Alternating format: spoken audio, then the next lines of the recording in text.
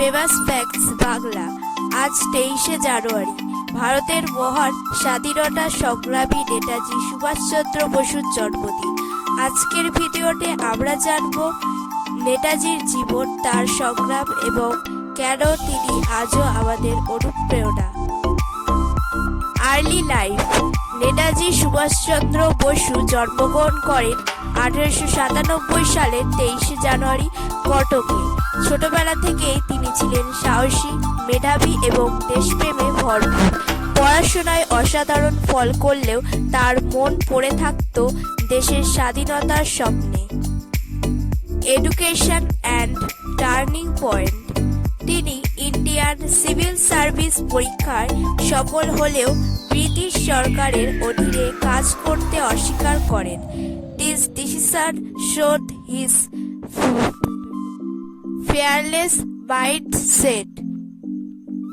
দেশের স্বাধীনতা তার কাছে চাকরির থেকেও বড় ছিল। Freedom struggle. নেতাজি বিশ্বাস করতেন স্বাধীনতা ভিক্ষার নয়, সংগ্রামে অর্জন করতে হয়। তিনি আজাদ হিন্দ ফোর্স গঠন করেন এবং দেশের মানুষের মধ্যে সাহস জাগিয়ে তোলেন।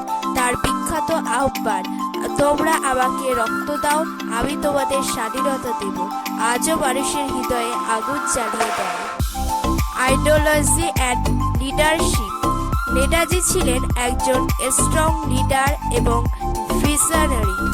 ডিসিপ্লিন, ইউনিটি এবং স্যাক্রিফাইস, এই তিনটি জিনিস তিনি সবচেয়ে বেশি গুরুত্ব দিতেন।